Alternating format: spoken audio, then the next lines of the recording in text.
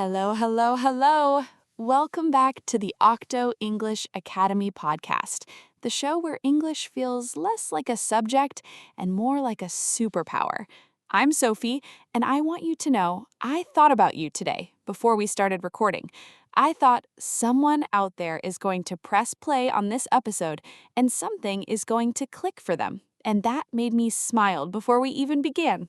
Hello, everyone. I'm Jamie, and I have to say, Sophie genuinely does think about our listeners. I've seen it. She'll be in the middle of eating lunch and suddenly say, "Oh, I know what example to use for Thursday's episode."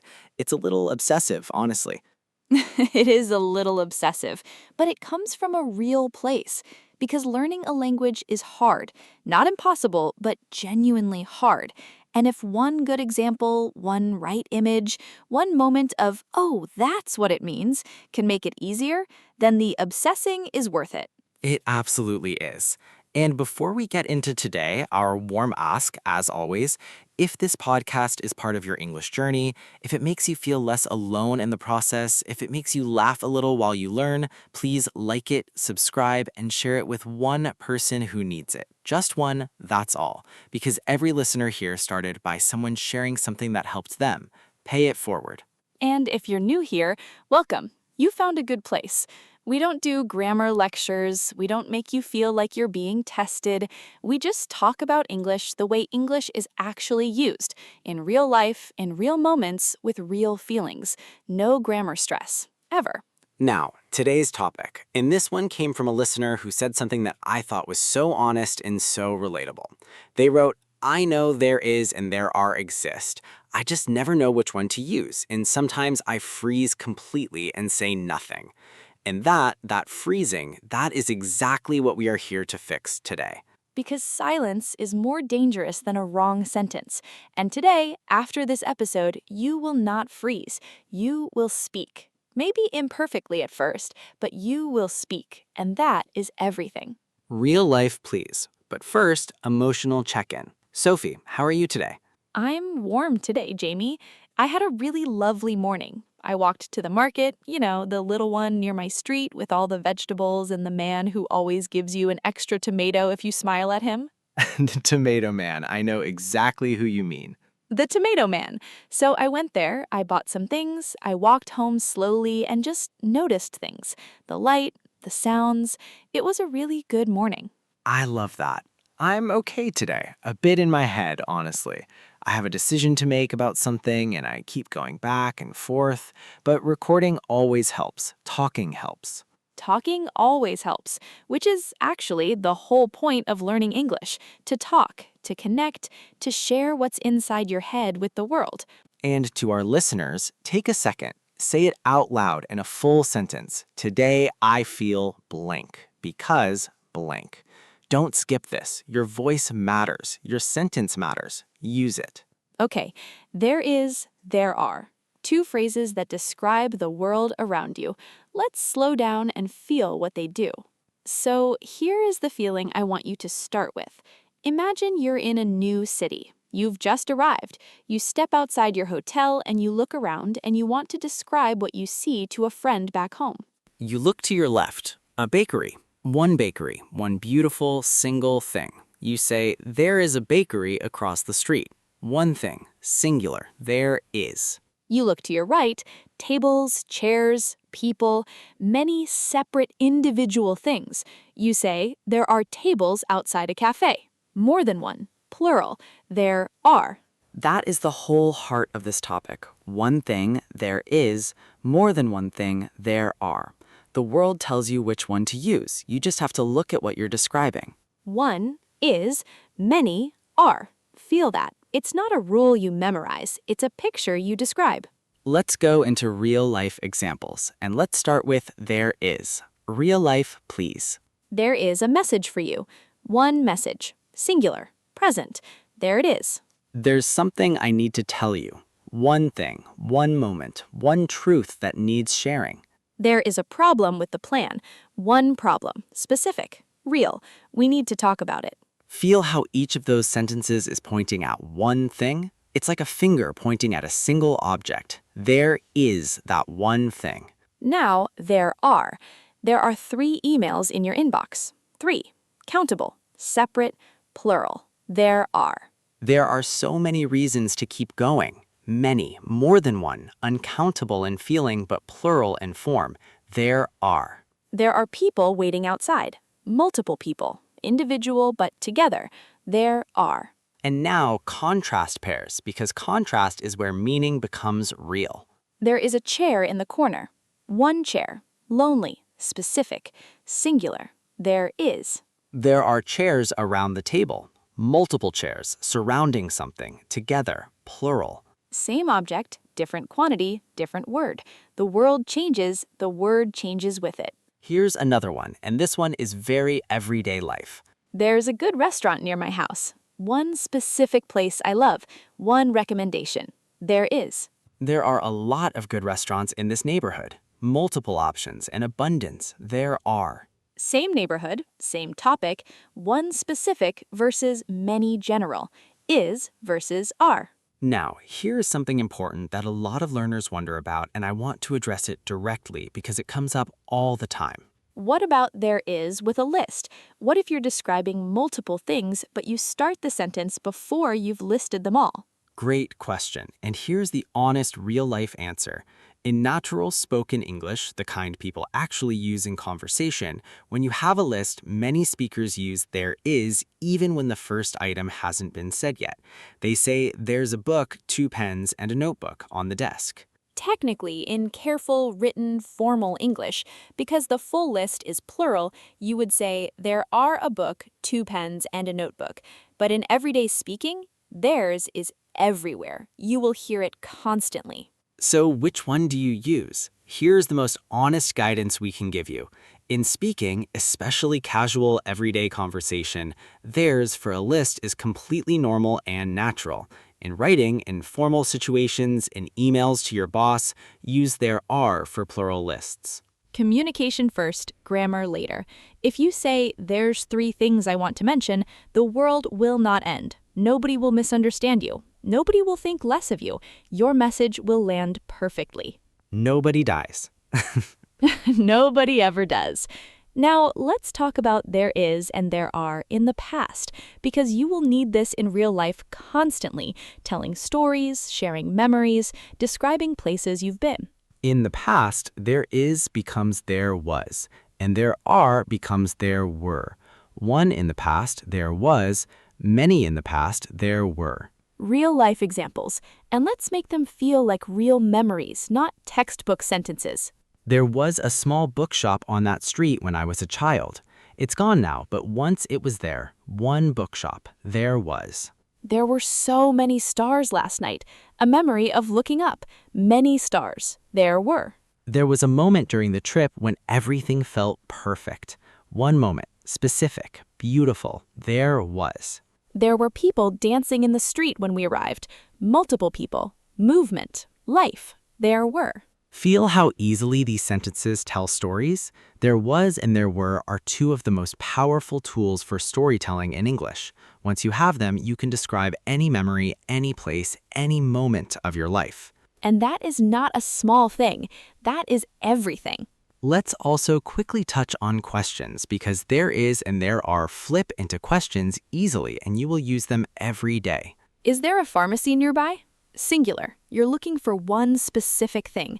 Are there any seats available? Plural. Multiple possible options.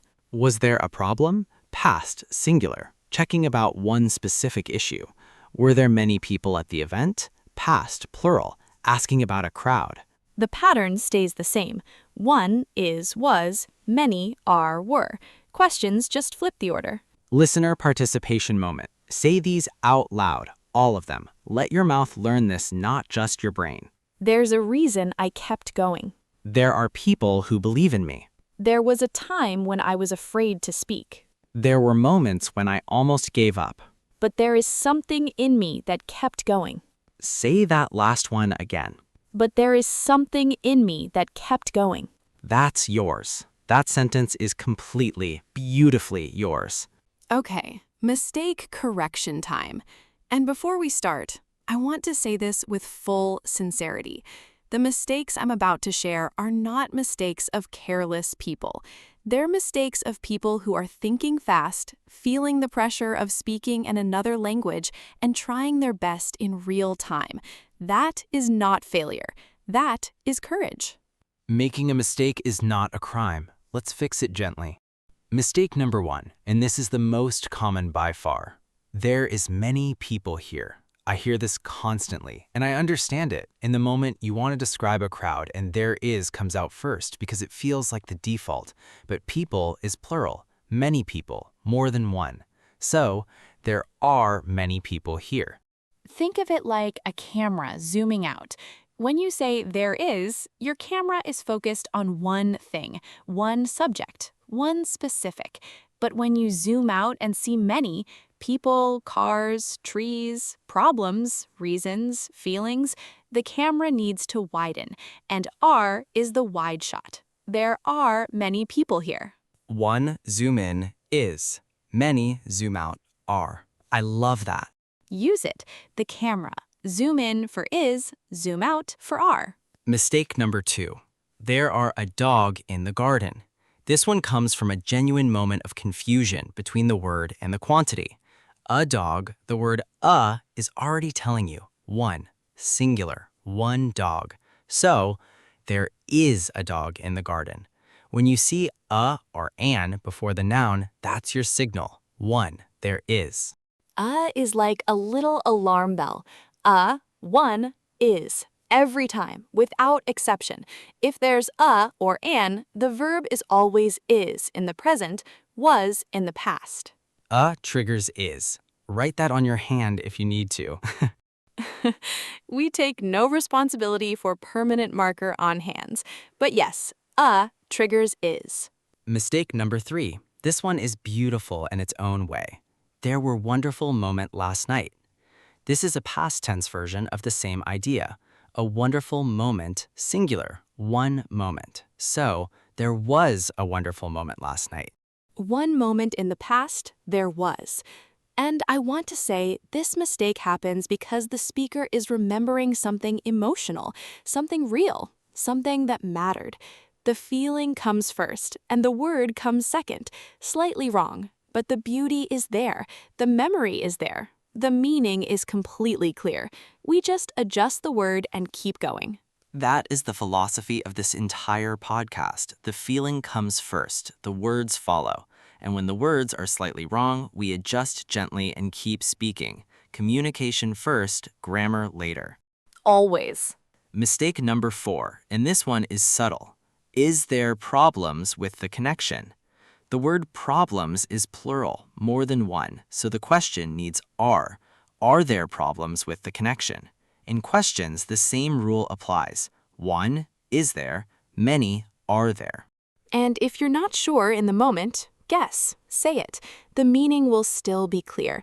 And with every attempt, the right form gets a little more natural, a little more automatic, until one day you don't even think about it. You just say it. That day comes, I promise you, that day comes. Not by memorizing, by speaking, by making the mistake, hearing the correction, and speaking again. Let's bring this all together now. One story, one character, one ordinary, beautiful day. All 4 forms, there is, there are, there was, there were. Ready? There is a cafe on the corner of Lena Street that she has walked past every morning for 3 years. There are 2 small tables outside, and one of them always has a little vase of flowers. There was a morning, last autumn, when she finally sat down at one of those tables. There were leaves falling slowly around her, and she had nowhere to be. She realized there is something sacred about sitting still in a world that never stops moving. And there are moments, small, quiet moments, that change you without making any noise at all. There is, there are, there was, there were. All 4. One woman, one corner, one autumn morning that changed something. Do you feel how naturally those words describe a world? That is what there is and there are do. They point at the world. They say, look, this exists. This is here. This is real. And now, your confidence exercise. Say this out loud. right now, wherever you are. Say it slowly. Say it like you mean every word. There is strength in me I haven't fully used yet. There are lessons I am still learning. There was a version of me who was afraid to speak, but there is a new version right here, right now, who is ready. Say it again. There is strength in me I haven't fully used yet. There are lessons I am still learning. There was a version of me who was afraid to speak, but there is a new version right here, right now, who is ready. There is strength, singular, real, present, yours. There are lessons, plural, multiple, ongoing. There was a version, past, singular, gone now. There is a new version, present, singular, here, now, you. Every form, every tense, one true sentence about your life. That is not an exercise. That is English being used for exactly what it was made for. Not perfect, but confident. English is not a test, it is a tool, and you just used it to say something real. Let's wrap up. Today, we felt the difference between two phrases that help us describe everything around us and everything inside us.